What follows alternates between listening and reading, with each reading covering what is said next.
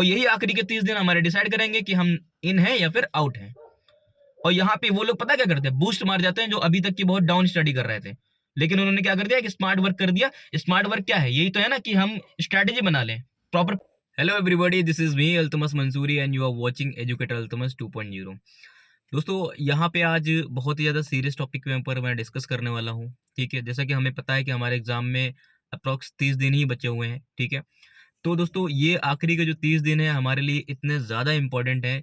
ये हमारे सिलेक्शन को इंश्योर भी कर सकते हैं, ये हमारा नाम को लिस्ट में लेके भी आ सकते हैं, और यही हमें बाहर भी कर सकते हैं। ठीक है, आप चाहे जितनी मेहनत कर रहे हो, ठीक है, आप दोस्तों आप चाहे जितनी मेहनत कर रहे हो, ठीक है, आप पिछले कुछ महीनों से, कुछ सालों से, ठीक है, बहुत एफर्ट लगा रहे हैं, सब कुछ कर रहे हैं, ठीक है, लेकिन जो पेपर का आखिरी टाइम होता है ये डिसाइड करता है कि आप पेपर में इन है या फिर आउट हैं। ठीक है दोस्तों, मैं यहाँ पे सीधी सीधी बात कर लेता हूँ कि आखिरी टाइम पे हमारी जो स्ट्रैटेजी है वो काम पे आती है। हर चीज की एक प्लानिंग होती है, हर चीज का एक सोचा समझा तरीका होता है दोस्तों, वही चीज हमें क्या करता है, सफलता दिलाता है।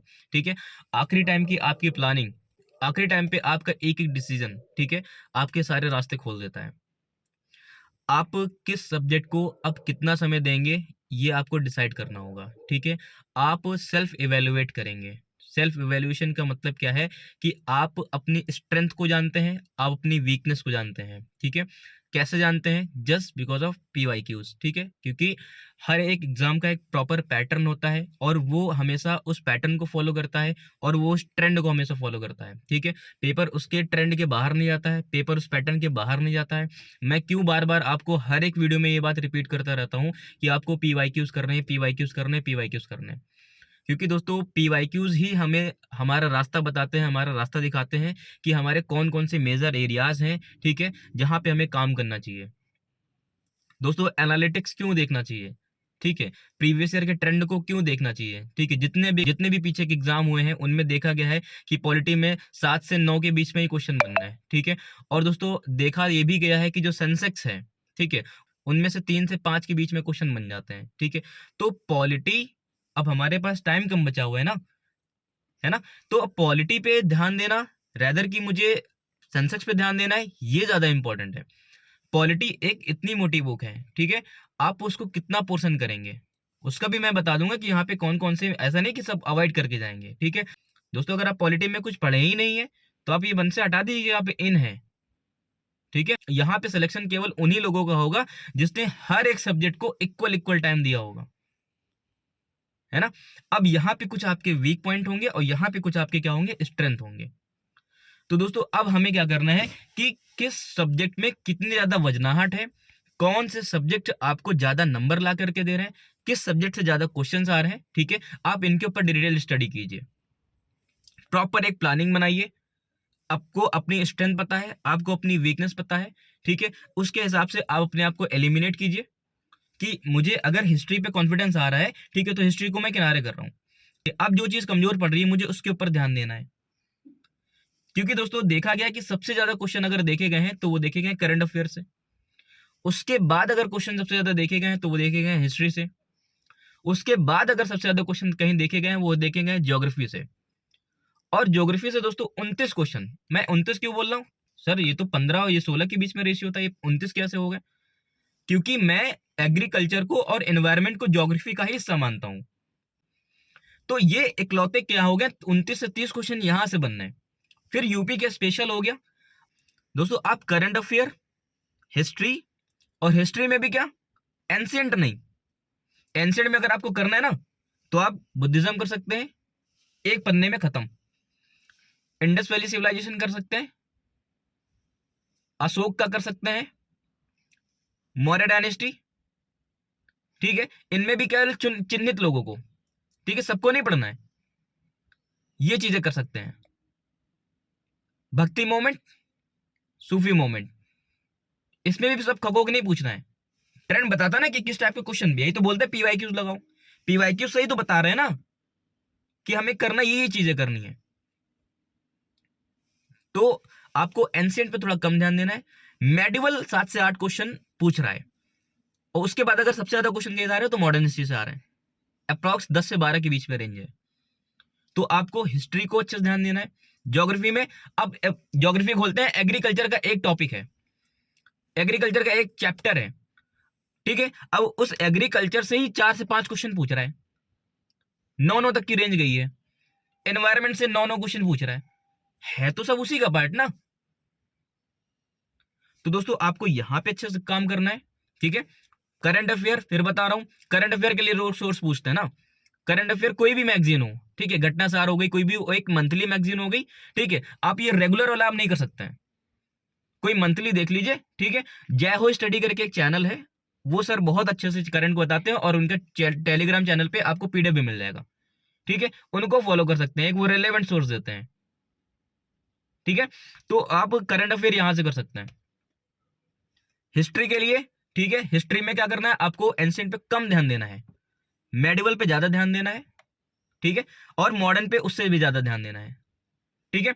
अब ये हिस्ट्री की बात होगी। और दोस्तों ज्योग्राफी के मैं अलग सेक्शन बना करके मैं कल ही वीडियो लेकर के आ रहा हूँ, ठीक। दोस्तों ज्योग्राफी के मैं इंपॉर्टेंट टॉपिक्स बता दूंगा, ठीक है, आपको उस पर ध्यान देना है। फिर दोस्तों आपको साइंस, साइंस में अगर कहीं भी सबसे ज्यादा ध्यान देना है तो वो बायोलॉजी का सेक्शन है, ठीक है। तो दोस्तों आप इस तरह से ना अपनी स्ट्रेटजी बनाइए कि मुझे ज्यादा नंबर कहां से मिल रहे हैं।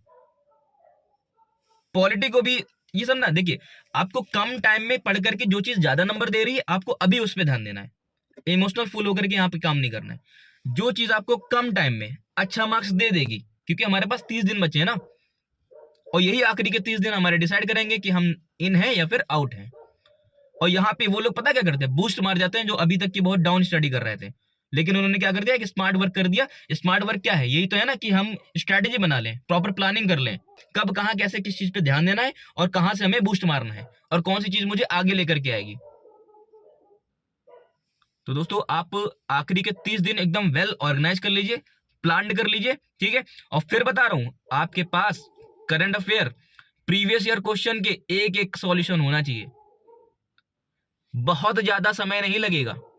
पिछले जितने भी प्रीवियस ईयर हैं आप उनको आराम से लगा लीजिए, उनकी एक प्रॉपर नोट्स बना लीजिए, 8-10 पन्ने में सब आ जाएगा, एक बुलेट पॉइंट में लिख लिख करके।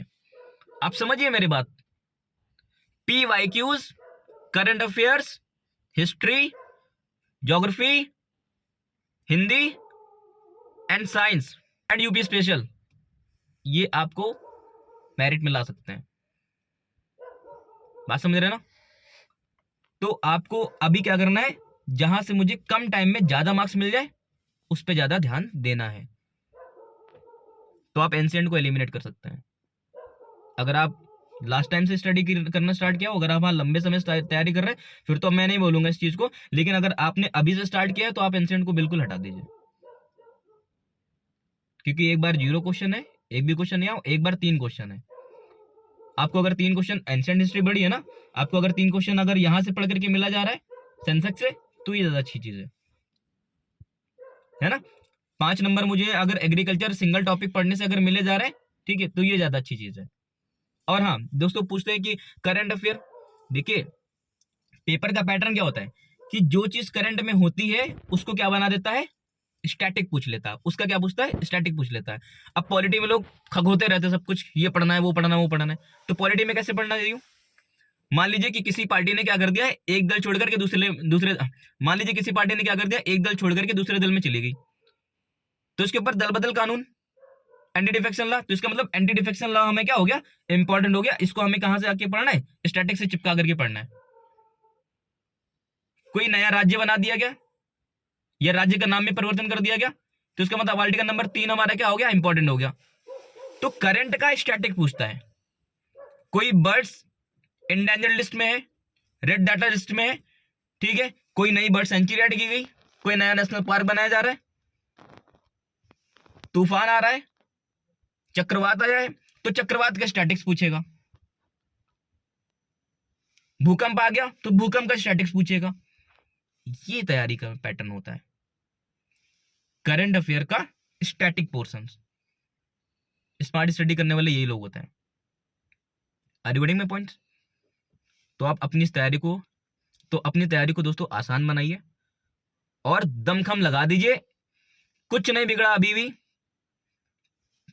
1 महीने जोर कस दीजिए फुल पावर के साथ में, सब कुछ किनारे कर दीजिए 1 महीने के लिए। फिर दोस्तों देखिए उसके बाद क्या होता है, तो दोस्तों मिलते हैं आपको नेक्स्ट वीडियो में, और दोस्तों इसी तरह इन्फॉर्मेटिव वीडियोस के लिए हमारे चैनल को सब्सक्राइब कीजिए। Thank you so much for watching.